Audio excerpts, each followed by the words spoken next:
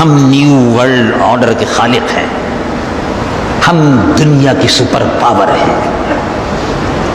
تو رسول اللہ کے صحابہ جن کے پاس بعض اوقات کھانے کو نہیں ہوتا تھا، جو رات بھر اللہ کے حضور میں نمازیں پڑھتے رہتے تھے، اور صبح کو جب آرام کا وقت ہوتا تھا تو ایسے وقت میں اگر جہاد کا اعلان ہوتا تھا تو وہی رات کے نمازی صبح کے غازی ہوتے تھے۔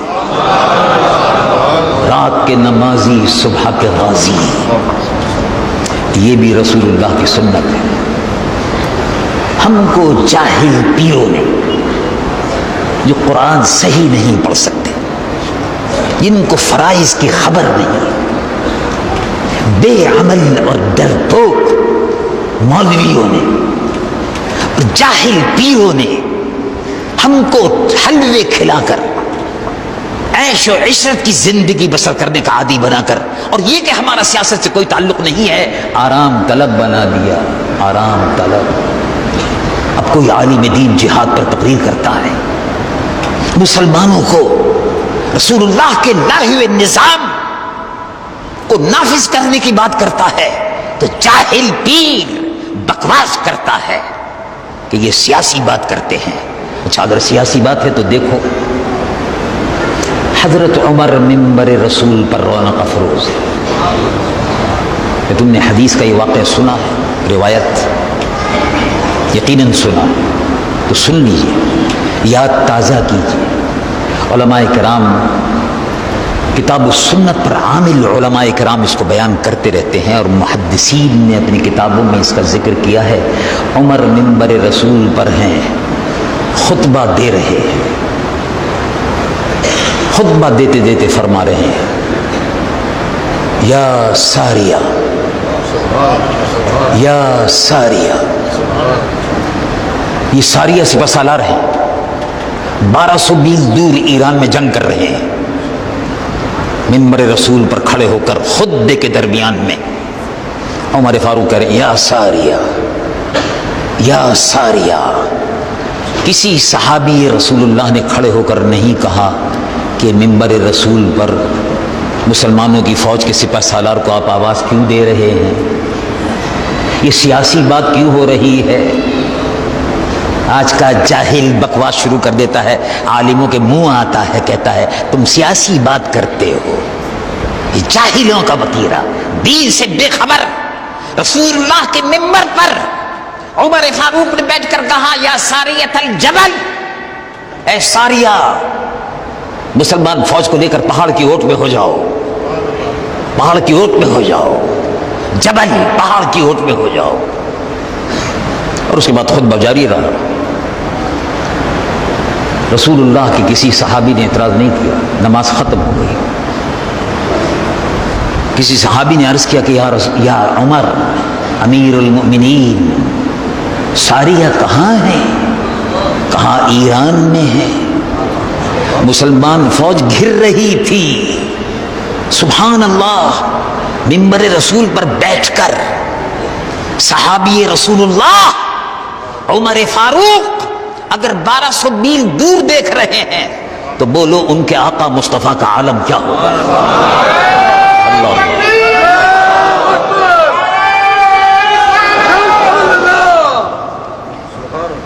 امیر المومنین سیدنا عمر رضی اللہ عنہ نے فرمایا، میں دیکھ رہا تھا مسلمان فوج گھر رہی تھی، معلوم ہوا مسلمان فوج کی دیکھ بھال کرنا، دفاعی ذمہ داریوں کو پورا کرنا، اسلام کی حفاظت کا بندوبست کرنا، فوجوں کو تیار رکھنا، فوجوں کی حفاظت کا بندوبست رکھنا، یہ بھی عبادت میں شامل ہے۔ مسلمان حکومت کی حفاظت کرنا، مسلمان فوج کی حفاظت کرنا، اس کو خطرے سے آگاہ کرتے رہنا، یہ بھی امت مسلمہ کی اور مسلمانوں کے حاکم کی ذمہ داری ہے۔ اگلا جمعہ ہوا، اونٹنی پر سوار قاصد آتا ہے، جمعے کی اذان ہو رہی ہے، اذان ختم ہوئی، قاصد نے مسجد نبوی میں کھڑے ہو کر اعلان کیا، میں ایران سے آیا ہوں، ابشر امیر المومنین، مسلمانوں خوشخبری ہو، امیر المومنین خوشخبری ہو، ابشر امیر المومنین، ابشروا یا مسلمین، مسلمانوں خوشخبری ہو۔ جب ہم کو پتہ نہیں تھا، کافروں کی فوجوں نے ہم کو گھیر لیا، تو حضرت عمر کی آواز ہم سن رہے تھے، رسول اللہ کے غلاموں کا،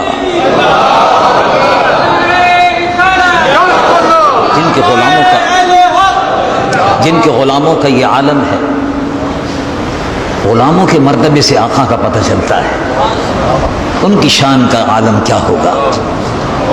ان کا عالم یہ ہے، ان کے آقا کا عالم یہ ہے کہ وہ 1,24,000 انبیاء و مرسلین کے امام ہیں۔ ان کے آقا کا عالم یہ ہے کہ 1,24,000 انبیاء پر اللہ نے ان کو ایسی فضیلت دی، کسی نبی کو جمال عطا ہوا، کسی کو کمال عطا ہوا، کسی کو علم عطا ہوا، کسی کو معجزات عطا ہوئے، ہر نبی کو ایک وصف اور ایک خصوصیت عطا فرمائی۔ لیکن 1,24,000 نبیوں کے کمالات جہاں ختم ہوتے ہیں، ان کی حد جہاں ختم ہوتی ہے، وہاں سے کمال مصطفیٰ شروع ہوتا ہے۔ 1,24,000 نبیوں کے علم کی حد جہاں ختم ہوتی ہے، علم مصطفیٰ شروع ہوتا ہے۔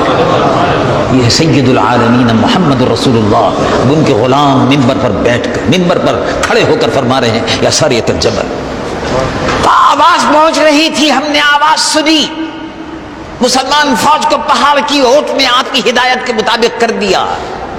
اگر ہم نہ کرتے تو دشمن فوج پیچھے سے حملہ آور ہو جاتی۔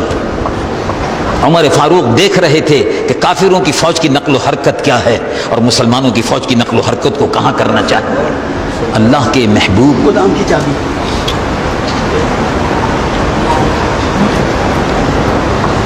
درود شریف پڑھیے، اللہم صلی اللہ علیہ وسلم وعلی آلہ وصحبہ وسلم، محبت سے درود شریف پڑھیے، اللہم صلی اللہ علیہ وسلم حبیبی کا سیدنا مولانا محمد وعلی آلہ وصحبہ وسلم، صلاۃ و سلام علیک یا رسول یا رسول اللہ، محبت سے درود شریف پڑھیے، اللہم صلی علی سیدنا و حبیبنا مولانا محمد وعلی آلہ وصحبہ وسلم۔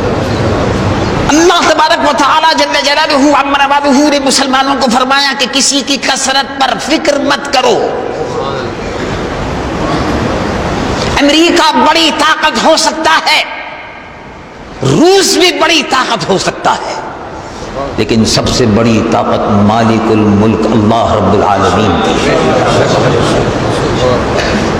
امریکہ عالم اسلام کا دشمن، مسلمانوں کا قاتل، وحشی، عراق میں 5 لاکھ مسلمان بچوں کو اور 4 لاکھ بوڑھے بزرگوں کو اور عورتوں کو قتل کرنے کے بعد اب افغانستان کی سرزمین پر بمباری کر رہا ہے، مسلمانوں کی نسل کشی کر رہا ہے۔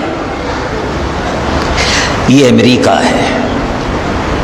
حکومت بھی شاید یہ سمجھتی ہے کہ وہ بہت بڑی طاقت ہے، لیکن اگر قرآن پڑھ لیا جائے، حکومت والی بھی اگر قرآن کو پڑھ لے، حکومت بھی اگر قرآن کو سمجھ لے اور اس طرف متوجہ ہو جائیں، قرآن کو دیکھ لیں اور ان کو معلوم ہو جائے کہ مالک الملک اللہ ہے، تو سارا مسئلہ حل ہو جاتا ہے۔ کوئی سپر پاور نہیں ہے۔ افغانستان کی سرزمین یہ غازیوں کی سرزمین ہے، افغانستان کی سرزمین محمود غزنوی کی سرزمین ہے، افغانستان کی سرزمین شہاب الدین غوری کی سرزمین ہے۔ وہ شہاب الدین غوری افغانستان کا بادشاہ سو رہا تھا، تاریخ کی کتابوں میں لکھا ہوا ہے، پڑھیے اس کو، سبحان اللہ، ایمان تازہ ہوتا ہے۔ شہاب الدین غوری سو رہا ہے اور دہلی میں اس کو 2 سال قبل ہاتھیوں کی فوج سے شکست ہو گئی تھی، اس لیے کہ افغانستان میں ہاتھی نہیں ہوتا، تو شہاب الدین غوری کو دہلی سے پہلے شکست ہو گئی تھی۔ ہاتھیوں کے لشکر نے شہاب الدین غوری کی فوج کو رون ڈالا تھا. شہاب الدین نے غیرت مند سپہ سالار نے پلنگ پر سونا چھوڑ دیا, زمین پر بستر بچھانا چھوڑ دیا, فوج کو تیار کر رہا تھا. مسلمانوں کا غیرت مند جرنل تھا, مسلمانوں کا عظیم المرتبہ سپہ سالار تھا. اسلام کی غیرت اور حمیت اس میں کوٹ کوٹ کر بھری ہوئی تھی.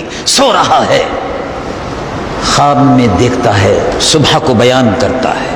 علماء کو بلایا, درباریوں کو بلایا, کہا میں نے رات کو خواب میں دیکھا ایک بزرگ تشریف لائے, میں نے ان کو نہیں دیکھا, میں نہیں پہچانتا تھا. انہوں نے کہا ان بزرگ نے فرمایا وہ سفید ریش بزرگ تھے, چہرے سے نور برس رہا تھا, معلوم ہوتا تھا چاروں طرف اللہ کی رحمت ان پر برس رہی ہے. انہوں نے کہا میں معین الدین ہوں, شہاب الدین, میں معین الدین ہوں, یہ کہنے آیا ہوں کہ تم آگے بڑھو, دہلی کا تخت تمہارا انتظار کر رہا ہے, آگے بڑھو. یہ ہے وہ شہاب الدین غوری. اور شہاب الدین غوری نے کہا کہ جس بزرگ نے مجھ سے یہ فرمایا ہے مجھے یقین ہے کہ اب فتح و نصرت میرے قدم چومے گی, تیار ہو جاؤ. فوجیں تیار ہو گئی اور دہلی پر حملہ کیا. ہندوستان کا بڑا عظیم المرتبت بادشاہ تھا رائے پتھورا. رائے پتھورا کی ناش کے ٹکڑے کر کے رکھ دیے. دریائے گنگا اور جمنا کی روانی مسلمان فوجیوں کے گھوڑوں سے آب گنگا کی روانی تھم گئی تھی. مسلمان فوجیں دریائے جمنا کو عبور کر رہی تھی. یہ تھے اللہ کے وہ برگزیدہ بندے جن پر فرشتے فخر کرتے ہیں کہ یہ وہ لوگ ہیں جو یہ عقیدہ رکھتے ہیں کہ شہادت ہے مطلوب و مقصود مومن. نہ مال غنیمت نہ کشور کشائی, مطلوب و مقصود مومن کا شہادت ہے. اور شہادت کی زندگی میں حیات ہے, شہید کی جو موت ہے وہ حیات ہے. دیکھو نمازی کے لیے جنت ہے, دیکھو روزہ دار کے لیے جنت ہے, اور دیکھو میرے عزیز بھائی حاجی کے لیے جنت ہے, اور دیکھو میرے عزیز بھائی زکوٰۃ دینے والے کے لیے جنت ہے. لیکن اپنی جان کو اللہ کی راہ میں قربان کرنے والے مجاہد کے لیے اللہ کا وعدہ ہے کہ وہ ہمیشہ زندہ رہتا ہے, ہمیشہ زندہ رہتا ہے. جنت بھی ہے اور ہمیشہ زندہ بھی رہتا ہے.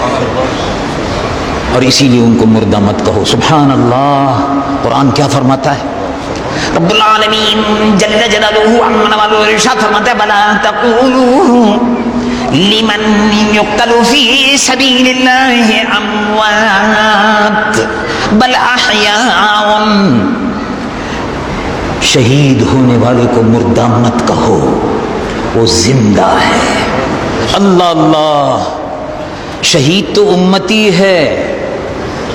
جب امتی زندہ ہے تو نبی کا مقام کتنا بلند ہوگا.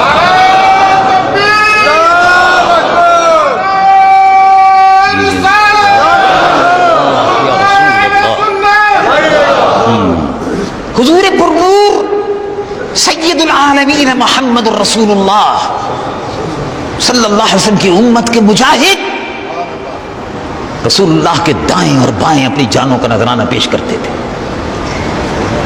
افغانستان کی سرزمین آج کربلا بنی ہوئی ہے, لیکن یاد رکھو مسلمانوں, غریب ملک افغانستان جو 25 برس سے 10 برس روس ریچ دنیا کی سپر پاور سے ایمان والے ٹکرا گئے تو روس 10 برس تک افغانستان کے پہاڑوں سے سر ٹکراتا رہا, اور 10 برس بعد شکست کھانے کے بعد اس کا جرنل جب آخری سرحد پہ کھڑا ہوا تھا دریائے آمور کے کنارے تو کہہ رہا تھا اب ہم اس ملک میں کبھی واپس نہیں آئیں گے۔ 50,000 فوجیوں کے جنازے اٹھائے گئے تھے۔ دنیا کی وہ سپر پاور پچھلی صدی میں افغانستان کے مفلوق الحال غریب اور مفلس مسلمانوں سے ٹکرا کر پاش پاش ہو گئی، اب امریکہ بھی انشاءاللہ پاش پاش ہو کر رہے ہیں۔ اور یہ مسلمان مجاہدی غازی، یہ تیرے پراسرار بندے، افغانستان کے مجاہدین، شہاب الدین غوری کی اولاد، محمود غزنوی کے سپوت اور داتا گنج بخش علی الحجویری کے سپوت۔ داتا گنج بخش علی الحجویری بھی افغانستان سے آ کر لاہور میں بیٹھے تھے۔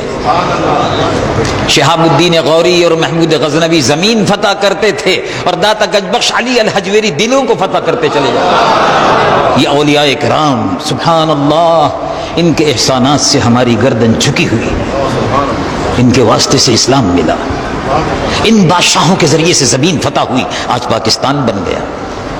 تو افغانستان کی سرزمین وہ ہمارے بھائی ہیں۔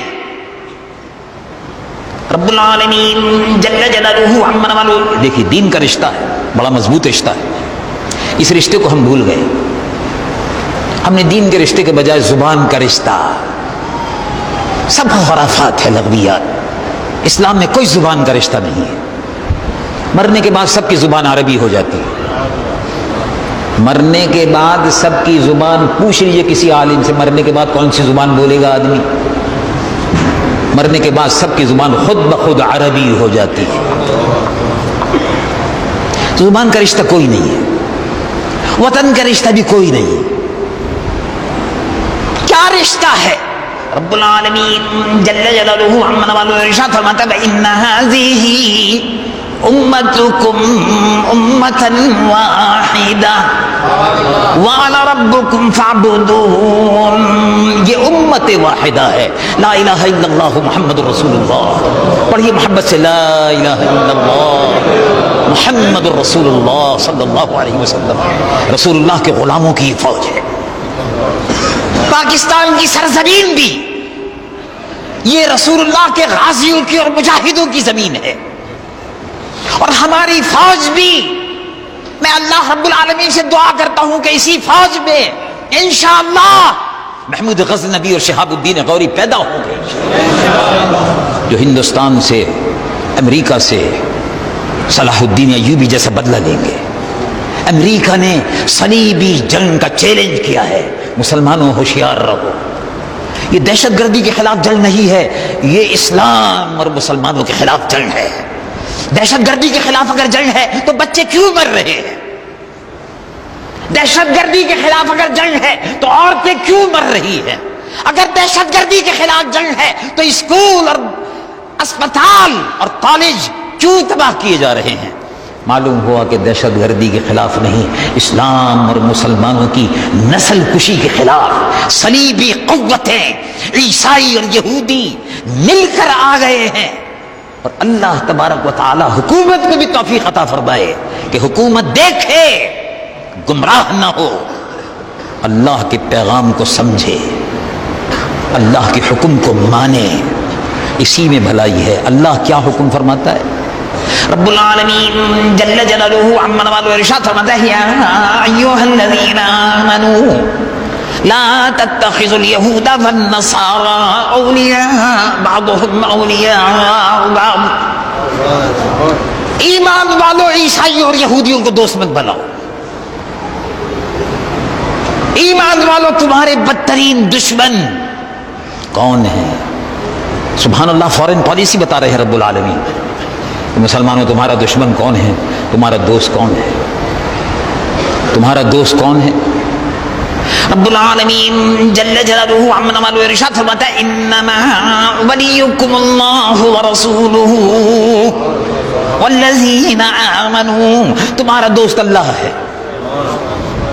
تمہارا دوست اللہ کے رسول ہے، تمہارا دوست ایمان والے ہیں۔ انما ولیکم اللہ ورسولہ والذین آمنوا، ایمان والے ہیں۔